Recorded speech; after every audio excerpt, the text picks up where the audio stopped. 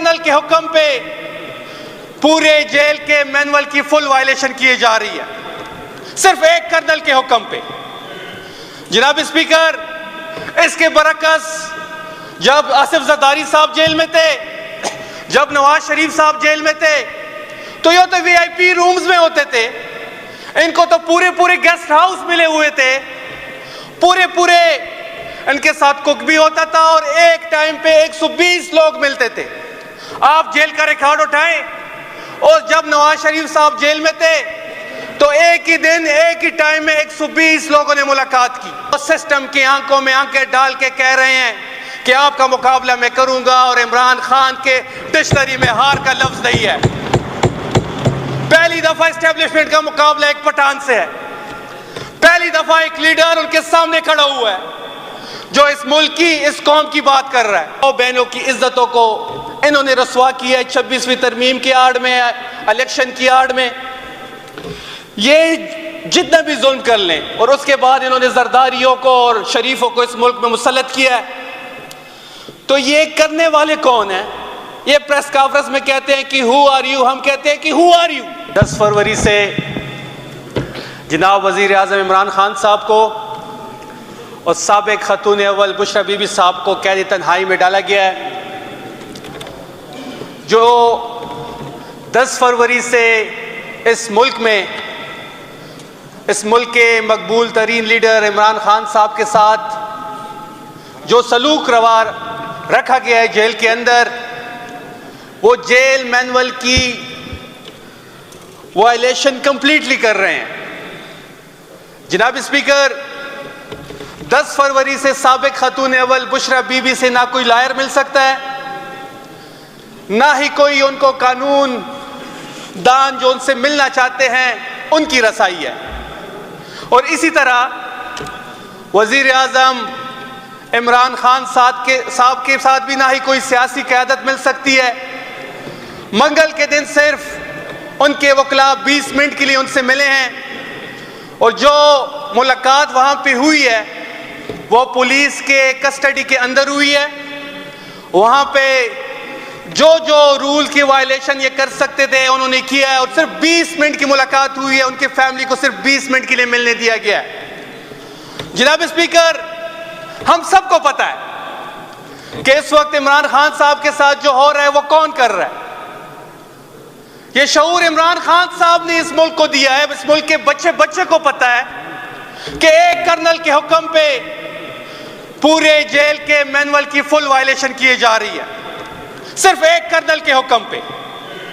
जनाब स्पीकर, इसके बरकस जब आसिफ जरदारी साहब जेल में थे, जब नवाज शरीफ साहब जेल में थे, तो ये तो वीआईपी रूम्स में होते थे, इनको तो पूरे पूरे गेस्ट हाउस मिले हुए थे, पूरे पूरे इनके साथ कुक भी होता था, और एक टाइम पे 120 लोग मिलते थे। आप जेल का रिकॉर्ड उठाएं, और जब नवाज शरीफ साहब जेल में थे तो एक ही दिन एक ही टाइम में 120 लोगों ने मुलाकात की। और इसके बरकस इस मुल्क के मकबूल तरीन लीडर के साथ क्या हो रहा है? जनाब स्पीकर, बात यह है कि पिछले 2 साल से ना इमरान खान साहब के प्लेटलेट्स गिर रहे हैं, ना वो बीमार हो रहे हैं, ना वो अस्पताल जा रहे हैं, ना वो जेल से बाहर आने का कह रहे हैं। वो सिस्टम की आंखों में आंखें डाल के कह रहे हैं कि आपका मुकाबला मैं करूंगा, और इमरान खान के डिक्शनरी में हार का लफ्ज नहीं है। पहली दफा एस्टेब्लिशमेंट का मुकाबला एक पठान से है, पहली दफा एक लीडर उनके सामने खड़ा हुआ है जो इस मुल्क की, इस कौम की बात कर रहा है। पहली दफा उस बंदे से इनका मुकाबला है जो बॉलिंग वो करता था तो 11 फीडर स्लिप में खड़े कर देता था, और बैट्समैन जब एक दफा आउट हो जाता था दोबारा, और बैट्समैन जब कहता था कि जी एम्पायर ने फैसला गलत दिया, मैं आउट नहीं था, ये दोबारा उसको बुलाता था, दोबारा खड़ा हो, दोबारा उसको आउट करता था। तो मैडम स्पीकर, हार का लफ्ज इमरान खान की डिक्शनरी में नहीं है, और इंशाअल्लाह इमरान खान जेल से सुरखरू होकर निकलेगा। मैडम स्पीकर, दूसरी मजा के खेज बात यह है कि इस मुल्क की सरहदों की हिफाजत करने वाले जब प्रेस कॉन्फ्रेंस करते हैं वो बरमला कहते हैं कि जिनको इस मुल्क की पॉलिसी से मसला है वो ये मुल्क छोड़ सकते हैं। मेरा पैगाम उनके लिए ये है कि इस मुल्क की पॉलिसी का फैसला यहाँ की पॉलिटिकल लीडरशिप करेगी, यहाँ के अवाम के वोट से आए हुए नुमाइंदे करेंगे। आप कौन होते हैं कि इस मुल्क की पॉलिसी की बात करेंगे? इंशाल्लाह जब तहरीक इंसाफ की हुकूमत आएगी, जब इमरान खान इस मुल्क का वजीर आजम बनेगा, तो इस मुल्क में एक आज़ाद खारजा पॉलिसी आएगी और उस आज़ाद खारजा पॉलिसी के मुताबिक आप सरहदों पर मामूर होंगे और पाकिस्तान की पाक दौड़ पाकिस्तान के पॉलिटिकल लोग करेंगे। जनाब स्पीकर, लीडर जो होता है वो हमेशा आगे देखता है। लीडर जो होता है वो दीवार के पीछे देखता है। लीडर जो होता है वो चीज देखता है जो आम लोग नहीं देख सकते। जब अफगान वार शुरू हुई, वजीर आजम इमरान खान फ्लोर पे खड़े होते हैं और वो ये कहते हैं कि अफगान वार में जाना, अफगान वार में पाकिस्तान को धकेलना खुदकुशी के मुतरादिफ है। और फिर वक्त ने साबित किया कि इमरान खान ने फ्लोर के ऊपर जो कहा था कि आप आखिर में आएंगे, मुज़ाकरात करेंगे, फिर वही हुआ कि आप मुज़ाकरात के लिए बैठे। जब यूक्रेन और रूस की जंग छिड़ी तो खान साहब का दौरा था रूस का, बड़ी तनकीद हुई कि हमें नहीं जाना चाहिए था रूस, लेकिन इमरान खान का फैसला जो रूस जाना था वो भी आज सही साबित हुआ।